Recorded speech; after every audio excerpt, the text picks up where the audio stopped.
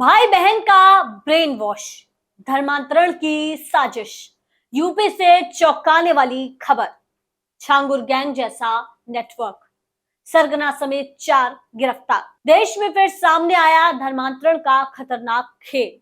एक ऐसा गिरोह जो लोगों का ब्रेन वॉश करके रिश्तों को तोड़ता है, परिवारों को जाल में फंसाता है, जिसके पीछे है धर्म बदलवाने की साजिश। ये मामला सुनकर आपके होश उड़ जाएंगे। सरगना समेत 4 लोग सलाखों के पीछे हैं और खुलासे ऐसे कि आपके रोंगटे खड़े हो जाएंगे। ये सिर्फ एक शादी या एक घर की कहानी नहीं, ये उस षड्यंत्र की कहानी है जो धीरे धीरे पूरे समाज में जड़ें जमाता जा रहा है। सवाल ये है, किस तरह हमारे गांव शहरों में ये गिरोह लोगों की सोच से खेल रहे हैं और पुलिस ने आखिर कैसे पकड़ा इस नेटवर्क को, आइए जानते हैं। नमस्कार, आप देख रहे हैं आंचलिक खबरें। मैं हूं आपके साथ ऋतिका शर्मा। उत्तर प्रदेश के बरेली से सामने आया ये मामला दिखाता है कि धर्मांतरण का खेल सिर्फ फिल्मों की कहानी नहीं बल्कि हकीकत है। ये गिरोह ऐसे लोगों को चुनता है जिनकी जिंदगी में परेशानी हो और फिर शुरू होता है ब्रेन वॉश का खेल। पुलिस की गुप्त जांच के बाद जो सामने आया उसने सबको हिलाकर रख दिया। अब सवाल उठता है, क्या ये सिर्फ एक गैंग का मामला है या देश भर में फैला है एक बड़ा नेटवर्क? पुलिस की जांच में सामने आया कि गिरफ्तार गिरोह का सरगना अब्दुल मजीद है। ये शख्स भुट्टा थाना क्षेत्र का रहने वाला बताया जा रहा है। उसके साथ सलमान, आरिफ और फहीम को भी पकड़ा गया। आइए अब जानते हैं कैसे खुला राज। आपको बता दें कि मामला तब सामने आया जब एक परिवार इस गैंग के जाल में फंस गया। सबसे पहले परिवार के बेटे ब्रिजपाल का ब्रेन वॉश किया गया। उसकी शादी एक मुस्लिम लड़की से कराई गई। इसके बाद ब्रिजपाल की बहन का भी निकाह मुस्लिम युवक से करवाया गया। ये खेल यही नहीं रुका। इस गिरोह ने एक अंधे प्रोफेसर को भी फंसाने की कोशिश की। जब उनकी मां ने बरेली पुलिस से गुहार लगाई तब जाकर बड़ा खुलासा हुआ। तब सामने आया चौंकाने वाला सच। छांगुर गैंग की तरह यह गैंग भी रिश्तों को तोड़कर, सोच को बदलकर धर्म परिवर्तन का जाल बिछा रहा था। एसपी दक्षिणी अंशिका वर्मा का कहना है कि पूछताछ में अब तक जो सामने आया वो बेहद गंभीर है। सरगना अब्दुल मजीद और उसके साथी सुनियोजित तरीके से ब्रेन वॉश कर रहे थे। उनका नेटवर्क सिर्फ यूपी तक नहीं बल्कि देश के अलग अलग हिस्सों में फैला है। दिनांक 25 अगस्त 2025 को थाना भूता क्षेत्र में वादिनी अखिलेश कुमारी द्वारा यह सूचना दी गई कि उनके दृष्टिबाध्य पुत्र है प्रभात उपाध्याय, उनके संबंध में बताया गया कि 4 से 5 ऐसे व्यक्ति हैं जो लगातार मुख्य रूप से उन्हें शादी के लिए प्रलोभन दे रहे हैं और धर्म अंतरण करने के लिए उनको लगातार दबाव बना रहे हैं।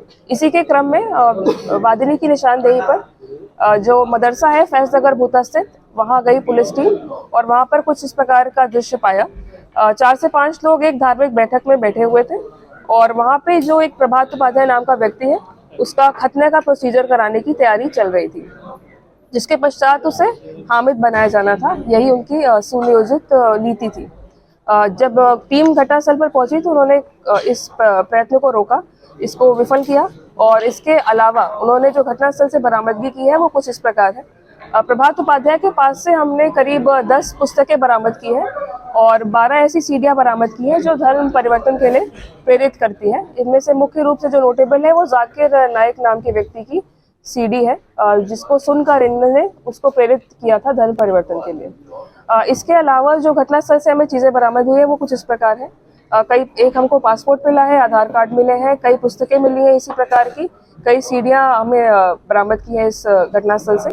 इसके अतिरिक्त हमने 3 कन्वर्जन सर्टिफिकेट्स वहां से बरामद किए हैं, जिसको देकर ये प्रमाणित करते थे कि आपका धर्म परिवर्तित कर दिया गया है। इसके अलावा एक और बरामदगी हुई है जो ये संकेतित करती है कि ब्रिजपाल साहू नाम के व्यक्ति को अब्दुल्ला बनाया गया है कुछ वर्ष पूर्व और वो इसी गैंग से, इसी केस से लिंक हो रहा है। जो ब्रिजपाल साहू और अब्दुल्ला है उसकी जो बहन है राजकुमारी, उनका भी नाम परिवर्तित करके, धर्म परिवर्तित करके उनको आयशा बनाया गया है और उनकी माँ उषा रानी को धर्म परिवर्तित करके अमीना बनाया गया है। तो इस प्रकार से दूसरा केस भी इस केस से लिंक हो रहा है। इसके अलावा और गहनता से पूछताछ की गई और जानकारी की गई तो यह ज्ञात हुआ कि एक नाबालिग लड़के को इन्होंने प्रभावित किया है, उसको ड्रग्स के नशे का आदी बनाया और उसकी असहायता का पूरा उपयोग करते हुए इन्होंने उसको नए रीति रिवाजों से इंट्रोड्यूस किया, मौलवी से मिलवाया और उसका भी खतना करवाने की फिराक में थे, लेकिन उस प्रयत्न को भी विफल कर दिया गया है। तो ये 3 केसेस हैं जो मुख्य रूप से अभी हमारे सामने आए हैं। हमारी गिरफ्त में 4 अभियुक्त हैं। मुख्य अभियुक्त हैं इसमें अब्दुल मजीद, आरिफ, सलमान और फहीम। इस नाम के 4 अभियुक्त हम आज जेल भेज रहे हैं। जो इनकी ट्रैवल हिस्ट्री और रिकॉर्ड मिले उससे यह भी इंगित होता है कि इनके द्वारा कई राज्यों में घूम के देश के कई प्रकार का जो चंदा है वो इकट्ठा करके अपने मदरसे को चलाया जाता था। और जो इनकी अकाउंट हिस्ट्री है, सलमान के 12 खाते अपनी बीवी के साथ मिलाकर और अब्दुल मजीद के 5 खाते बीवी के साथ मिलाकर, जिसमें 2000 से अधिक ट्रांजैक्शन है, जिससे यह इंडिकेट हो रहा है कि किसी न किसी प्रकार की जो वित्तीय अनियमितता है वो इनके द्वारा दर्शाई जा रही है और इसमें और गहनता से जांच पड़ताल की जा रही है पुलिस टीम द्वारा। आगे चलकर इसमें अग्रिम कार्रवाई की जाएगी। फिलहाल यही अपडेट। Thank you. अकाउंट के माध्यम से उस पर और गहनता से जांच पड़ताल अभी प्रचलित है। अभी तक इतनी जानकारी प्राप्त हो पाई है। क्या प्रोफाइल देंगे? मजीद मदरसे में ही पढ़ा है हमेशा से और वो अपने आप को मौलाना बताते हैं और उनका कहना है कि वो कई मदरसों में जाके उपदेश देते हैं, पर अक्रॉस इंडिया उनकी लोकेशन पाई गई है, अक्रॉस इंडिया उनकी ट्रैवल हिस्ट्री पाई गई है और चंदा इकट्ठा करना भी पाया गया है कई स्रोतों से। क्या लालच देते थे? कई प्रकार का लालच दिया जाता था उनके द्वारा। स्पेशली जो लाचार व्यक्ति होते थे, जैसे अब्दुल है, हमारे अब्दुल्ला है, उनका भी एक्सीडेंट हुआ था। प्रभात उपाध्याय है, वो भी दृष्टिबाधित व्यक्ति थे। तो ऐसे असहाय व्यक्तियों को ही ढूंढकर इनके द्वारा शादी का प्रलोभन मुख्य रूप से दिया जाता था। झांगुर बाबा का कोई कनेक्शन निकल के आ रहा है? फिलहाल उस पर जांच जारी है और किसी प्रकार का कनेक्शन निकलने पर आपको सूचित किया जाएगा। फिलहाल 4 आरोपित ही पकड़े गए हैं, अब्दुल मजीद, आरिफ, सलमान और फहीम। एक अभियुक्त वांछित है जिसका नाम महमूद बेग है। सोचिए जब किसी परिवार को ऐसे जाल में फंसा दिया जाता है तो उसका क्या हाल होता होगा। यह सिर्फ धर्मांतरण नहीं, ये मानसिकता पर हमला है।